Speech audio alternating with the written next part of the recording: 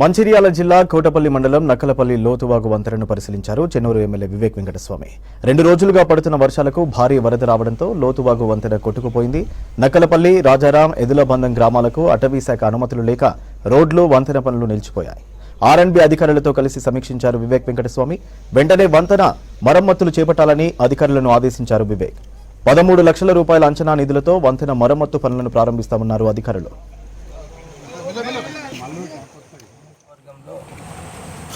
ఈ వర్షం పడడం వలన ఏదుల బంధంలో అక్కడ కల్వర్ట్ బ్రిడ్జ్ అయింది.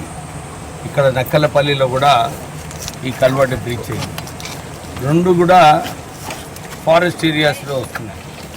ఫారెస్ట్ వాళ్ళు ఇంతకుముందు కూడా రివ్యూ మీటింగ్ పెట్టినప్పుడు మీరు పర్మిషన్ ఇవ్వండి, నిధులు ఆల్రెడీ రాష్ట్ర ప్రభుత్వం ద్వారా శాంక్షన్ చేయించినాము, నిధులు ఉన్నాయి, మీరు పని చేసుకొని వేస్తే ఈ రోడ్లు అయిపోతాయి, వర్షాకాలం ముందు ఈ పనులు అయితే బాగుంటుందని చెప్పి మేము ఫారెస్ట్ అథారిటీస్తో మాట్లాడడం జరిగింది.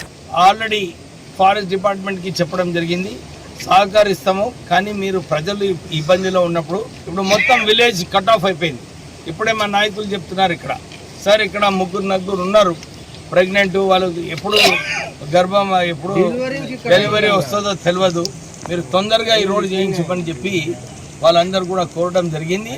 నేను ఆర్ఎండ్బితోని ఎస్టిమేట్ తీసుకున్నాను. ఈ ప్రత్యేకంగా ఈ నక్కలపల్లి బ్రిడ్జ్కి 13 లక్షల రూపాయలు అంటే నేను కలెక్టర్ గారితో మాట్లాడి ఈ డిఎంఎఫ్టీ ద్వారా ట్యూస్డే వరకు, మంగళవారం వరకు ఈ శాంక్షన్ ఇప్పించి త్వరలోనే డిఎఫ్ఓతో మాట్లాడమని చెప్పాను. మన ఆర్ఎండ్బి డిఈ గారిని మాట్లాడి ఈ రోడ్ని మరమ్మతు చేయడానికి నిధులు ఉన్నాయి.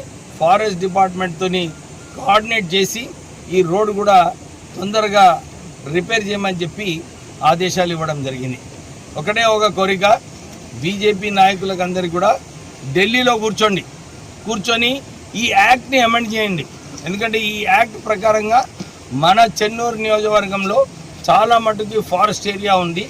ఎక్కడ కూడా ఇక్కడ మన ఈ నక్కలపల్లిలో ఈ పరిస్థితి, ఏదుల బంధంలో ఆ పరిస్థితి, మన రాజారాం గ్రామంలో ఇంకో పరిస్థితి, చాలా చోట్ల కూడా ఇదే పరిస్థితి ఉంది. మొన్న కూడా ఆస్నాథ్లో రైతులు ఎవరైతే 30 సంవత్సరాల నుంచి పోడు భూములు వాళ్ళు కాస్తు చేసుకుంటున్నారో వారికి కూడా ఆదేశాలు ఇవ్వడం జరిగింది. ఎవరైతే 30 సంవత్సరాల నుంచి కాస్తు చేసుకున్నారో వాళ్ళకి పట్టాలు ఉన్నాయో వారిని ఎవరిని కూడా డిస్టర్బ్ చేయొద్దు, మీరు కొత్త ఎంకరేజ్మెంట్ వస్తేనే మీరు చర్యలు తీసుకోవచ్చు అని చెప్పి అప్పుడు డిఎఫ్ఓ గారికి కూడా ఆదేశాలు ఇవ్వడం జరిగింది. ప్రజలందరినీ కూడా ఇదే కోరుకుంటున్నాము.